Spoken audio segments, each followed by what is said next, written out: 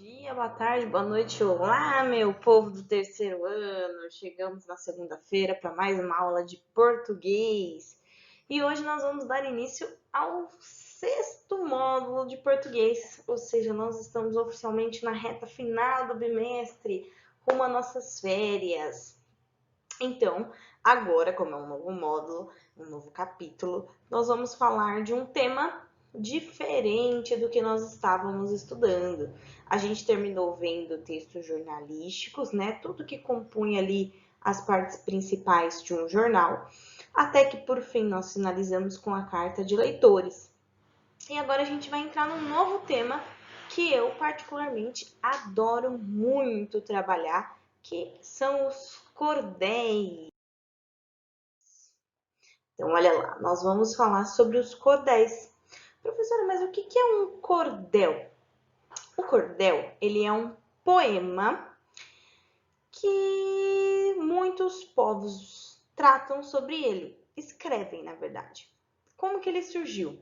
Essa cultura de escrever cordéis, que são poemas, eles datam dos tempos antigos, séculos passados, onde lutadores, gladiadores, contos medievais, se eu posso assim dizer, começaram a escrever. Esse tipo de escrita desse poema, ele é característico de pessoas mais pobres, com menos conhecimento de literatura, escrita, matemática. Eram pessoas que sabiam ler e escrever, sim, só que não eram tão letradas quanto as pessoas que tinham mais dinheiro, né?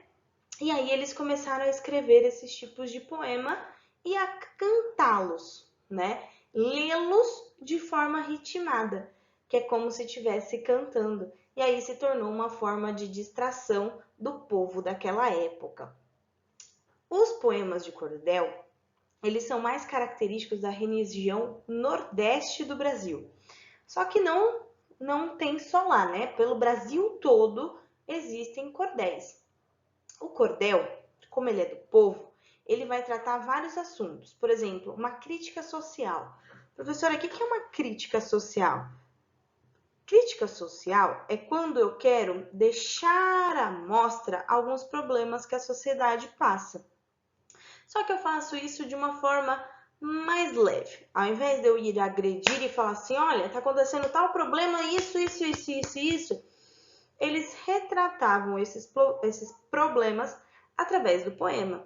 Então, falta de água, que é o que a gente vê no Nordeste, falta de alimento, falta de estudo, tudo isso era possível ser retratado em um poema de cordel. Mas e onde que surgiu esse nome de cordel, essa palavra cordel? De onde vem isso? Quando esses poemas eles eram feitos, por ser de pessoas mais pobres, não havia uma edição de jornal, né? Ele não tem característica do jornal, de ir lá para a gráfica, de ficar impresso, de sair bonitinho, não tinha nada disso. Eles eram feitos em folhas simples. Então, como é que a gente pode até dizer que era? Pegar uma folha de sulfite, dobrar ao meio. Na frente eles faziam uma capa com o nome do cordel e um desenho que era muito feito em xilogravura. Vou mostrar para vocês o que é uma xilogravura ainda, esse desenho. Só que ele não era colorido, ele era preto e branco. E as folhas, no caso se fosse de sulfite, é que era colorida. E aí dentro eles escreviam um poema. Esses poemas eles eram vendidos nas bancas de jornais, porque era uma forma até de ajudar essas famílias carentes a terem um dinheirinho. Para chamar a atenção do leitor, como que era vendido? Eles penduravam uma espécie de varal, no caso seria uma corda, né, em volta da banca, e penduravam os poemas com pregadores. E assim passou a se chamar cordel, o del de poema e o cor da corda, que era onde eles ficavam pendurados. É um tema fantástico que a gente vai trabalhar agora. Aí, aqui nas primeiras páginas, a gente sempre vai falar da introdução do módulo. Alguém conhece esse personagem aqui? Ele é um ator famosíssimo, ele é o Matheus Nastergalli, mas aqui ele está representando um personagem de um filme, ó, que aqui em cima explica pra gente, que é a cena do filme O Alto da Compadecida. né, do ano de 2000 esse filme, já tem 20 anos. Uma adaptação da obra de Ariano Suassuna. Ariano Suassuna é um importante escritor brasileiro e ele escreveu um livro que se chama O Alto da Compadecida. Como o livro, a história era muito boa, ela foi adaptada para a gente ter um filme no cinema, né? E aí vai contar a história desses sertanejos. Aqui o Matheus, ele está representando o personagem conhecido como João Grilo. E o João Grilo, e esse filme todo, ele retrata a situação do povo nordestino. Quando eu falo retratar, eu quero dizer que ele mostra as questões da falta de água, da sede, da desigualdade, onde muitas pessoas tinham mais dinheiro e tinham mais coisas e outras pessoas passavam fome, que é mais a miséria, né? E aí ele tinha que ser um rapaz esperto demais para poder lutar contra tudo isso. E aí então, eu pergunto aqui, ó, que na verdade ele fala assim: você conhece o personagem da fotografia? É o João Grilo que nós falamos. Se não, pesquise sobre ele. Aí depois ele pergunta aqui: qual é o sentido da palavra proezas? Então, se a gente for pensar igual a Pro falou, dos nordestinos, da questão da fome, eles tinham que fazer proezas para sobreviver. Esse sentido dessa palavra é se virar. Eles tinham que dar um jeito, né? Tentar trabalhar daqui, trabalhar dali, achar uma terrinha onde pudesse plantar e tudo mais. Então, é esse tipo de proeza que a gente pode imaginar que o João Grilo fazia. Essa história do Ariano Suassuna, na medida em que vai passando, né, a história do personagem durante o filme, vai acontecendo a leitura de alguns cordéis, eles vão citando essas obras. E é tudo isso que a gente pode olhar e perceber aqui, né? Ele faz essa parte para a gente, transmitindo, mostrando, interagindo, como se a gente estivesse vivendo um cordel.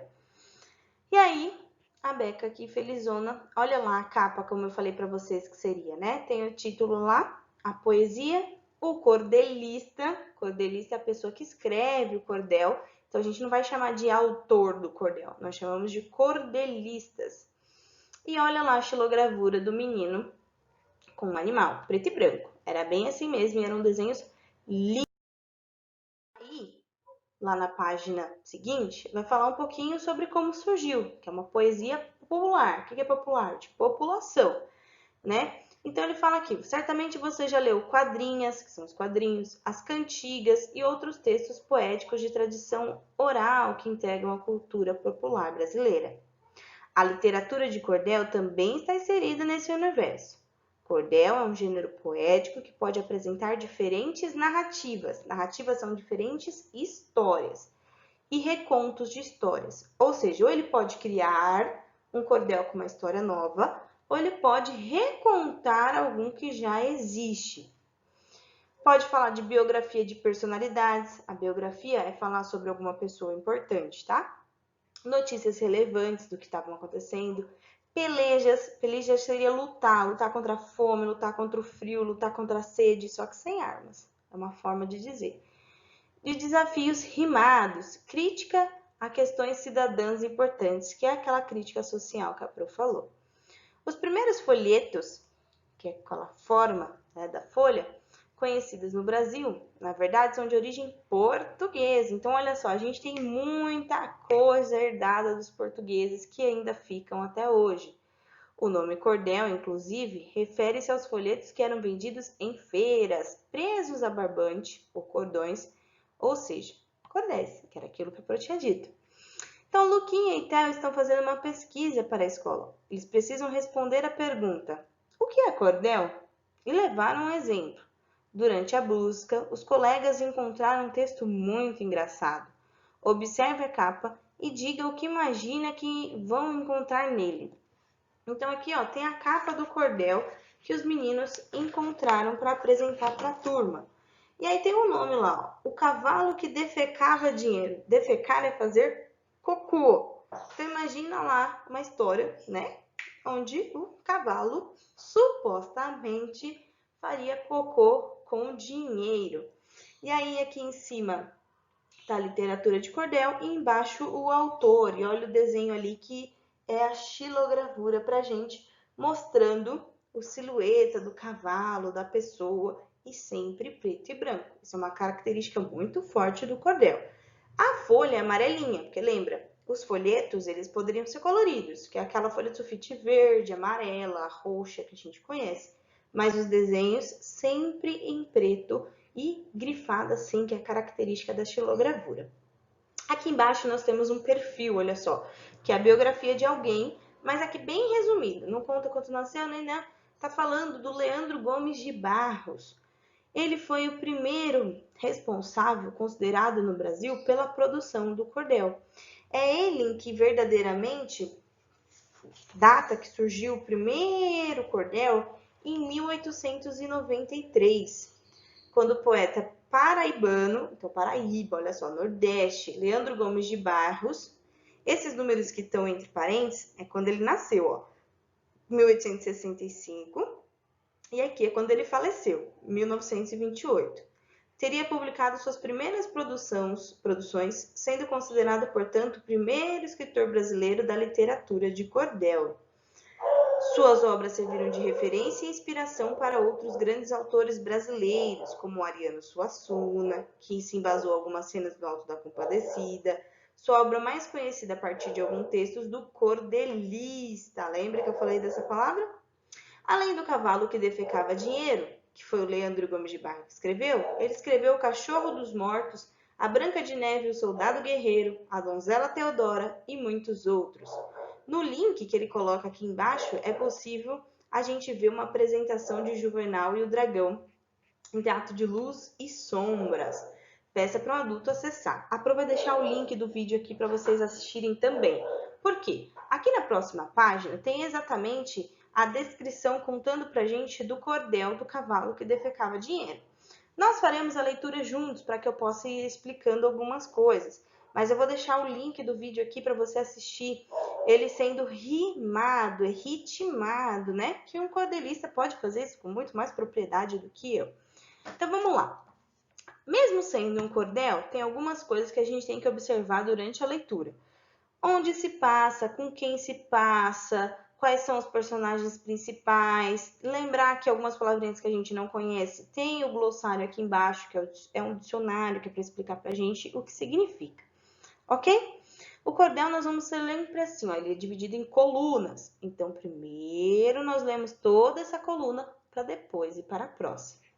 Então, vamos lá. Na cidade de Macaé, antigamente, existia um duque velho e invejoso que nada satisfazia. Desejava possuir todo objeto que via. Esse duque era compadre de um pobre muito atrasado que morava em sua terra, num rancho todo estragado. Sustentava seus filhinhos com a vida de alugado. Esse alugado aqui não é casa de aluguel, tá? Esse alugado aqui, ó, se a gente olhar no glossário, é assalariado, tá? Esse no cordel, alugado significa assalariado, é quem recebe um salário. Se vendo o compadre pobre naquela vida privada, foi trabalhar nos engenhos, longe da sua morada. Na volta trouxe um cavalo que não servia para nada. Disse a pobre mulher: como havemos de passar? O cavalo é magro e velho, não pode mais trabalhar. Vamos inventar um quengo. Quengo é uma esperteza. Então, olha lá, ele pensou, essa esperteza a gente pode dizer que é um golpe. Para se ver se querem comprar. Foi na venda de lá, trouxe 3 moedas de cruzado, sem dizer nada a ninguém, só para não ser censurado. Censurado é acusado, né?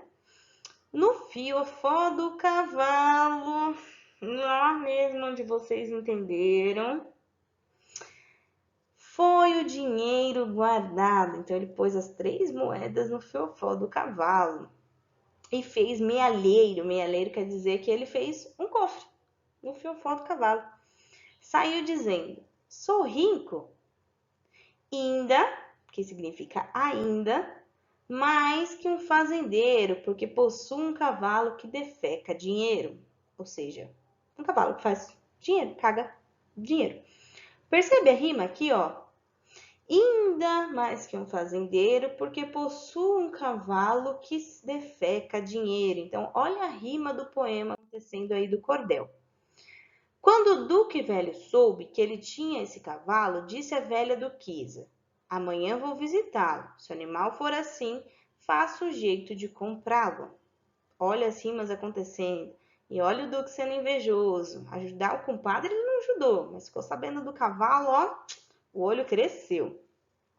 Saiu o Duque vexado, fazendo o que não sabia. Saiu percorrendo as terras como quem não conhecia. Foi visitar a choupana, que é uma casa, um casebre, uma cabana, onde o pobre residia. Residia e morava. Chegou salvando, cumprimentando, tá? O compadre, muito desinteressado. Compadre, como é que vai? Onde tem andado? Há dias que não o vejo. Parece ter melhorado. Olha o chaveco. É muito certo, compadre. Ainda não melhorei, porque andava por fora. Faz uns 3 dias que cheguei. Mas breve farei fortuna com o cavalo que comprei. Se for assim, meu compadre, você está muito bem. É bom guardar o segredo, não conte nada a ninguém. Me conte, qual a vantagem que este seu cavalo tem? Disse o pobre: está magro, só tem osso e o couro. Porém, tratando-se dele, meu cavalo é um tesouro. Basta dizer que defeca níquel, prata, cobre e ouro. Aí chamou o compadre e saiu muito vexado, envergonhado, para o lugar onde tinha o cavalo defecado. O Duque ainda encontrou as 3 moedas de cruzado, ou seja, tinha guardado as moedas lá no fiofó do cavalo. O cavalo fez cocô, saiu as moedas juntas. E aí enganou o compadre lá, ó, rico, o Duque. Olha aqui. Então exclamou o velho: se puder achar esses 3, disse o pobre. Ontem à tarde ele botou 16. Olha ele aumentando a história. Ele já tem defecado 10.000 réis mais de uma vez. 10.000 réis era o dinheiro da época, tá? Ainda não era o real. Enquanto ele está magro, me serve de mealheiro. Cofre. Eu tenho tratado dele com bagaço do terreiro. Porém, dele gordo, não há quem vença o dinheiro. Então, ele falou, se nutrir bem o cavalo da boa comida, ele vai dar mais dinheiro. Vamos lá, vamos conhecer o final da história. Disse o velho: meu compadre, você não pode tratá-lo. Se for trabalhar com ele, vai com certeza matá-lo. Afinal de contas, ele era magrinho, né? O melhor que você faz é vender-me este cavalo. Meu compadre, este cavalo eu posso negociar, só se for por uma soma que desse para eu passar com toda a minha família e não precisar trabalhar. O velho disse ao compadre: assim não é que se faz. Nossa amizade é antiga, desde os tempos de seus pais. Dou-lhe 6 contos de réis. Acha pouco? Ainda quer mais? Ah lá, agora ele lembra até da amizade, porque ele quer comprar um cavalo, mas antes ele nem ajudava, né? E o pobre foi esperto, olha lá. Compadre, o cavalo é seu. Eu nada mais lhe direi. Ele, por esse dinheiro que agora me sujeitei, para mim não foi vendido, faça de conta que dei. Da chavequeiro, falando, olha, não me vendeu nada, não pagou nada, finge que é seu. Mas ele recebeu o dinheiro. O velho, pela ambição que era descomunal era fora do comum, ó, ele não pensou 2 vezes, ele queria para ele. Deu-lhe 6 contos de réis, tudo em moeda legal. Depois pegou no cabresto, que é aquele que tampa o cavalo, como se fosse a sela, e saiu puxando a corda. Quando ele chegou em casa, foi gritando no terreiro: eu sou o homem mais rico que habita o mundo inteiro, porque possuo um cavalo que defeca dinheiro. Olha as rimas. Quando a gente lê, a gente vê que ele é cantadinho, a rima acontecendo. Ó. Pegou o dito cavalo, botou na estrebaria, que é onde ficam os cavalos guardadinhos. Milho, farelo e alface era o que ele comia. O velho Duque ia lá 10, 12 vezes por dia. Então, estava ansioso. Ó. Ele alimentou o cavalo, ficava dando mais comida e falava, caga, meu filho, caga, caga. Ia lá olhar e não tinha nada. Logo no primeiro dia, o velho desconfiou, porque na presença dele, o cavalo defecou. Ele procurou dinheiro, nenhum tostão encontrou. Aí o velho zangou-se, começou logo a falar: Como é que o meu compadre se atreve a me enganar? Então, olha só. Pela ambição dele, ele acreditou na história de que um cavalo faria cocô de dinheiro, né? Não é possível, nós sabemos disso. Aqui na página 80 tem algumas questões que você vai responder para mim. Se não couber aqui, você pega uma folha, anota lá, página 80, exercício 1. Não precisa copiar a pergunta, só coloca a resposta. Depois faz a mesma coisa para 2 e para todas que estão aqui. Na hora que você for me mandar a lição das outras atividades, você vai me mandar essas respostas, porque eu vou corrigir. Ó, até rimou, virou cordolista. Lembra que tudo que vocês fazem usa de pontuação para compor as notas. Então vem a primeira pergunta aqui, ó. O que você achou do cordel lido? Aqui eu quero saber a sua opinião. Onde se passa a história? Qual é a cidade que falou lá no início do cordel? 3. Quem são os personagens principais? 4. Cada personagem se relaciona a um tema. Quem é esperto, quem é orgulhoso, né? Então, letra A. Quem representa a esperteza? O duque ou o compadre? Quem representa a ambição? O duque ou o compadre, né? E quem possivelmente sai vencedor e por quê? Com o desfecho da história, você precisa me dizer quem é que venceu, quem foi realmente o esperto. 5. Como você imagina que a história continua? Porque não acabou por aí, né? O homem ficou lá revoltado, mas ainda falta o final. 6. O cordel lido indica o ensinamento moral. Lembra que a gente viu nos outros textos que tinha um moral, que a gente tinha um ensinamento?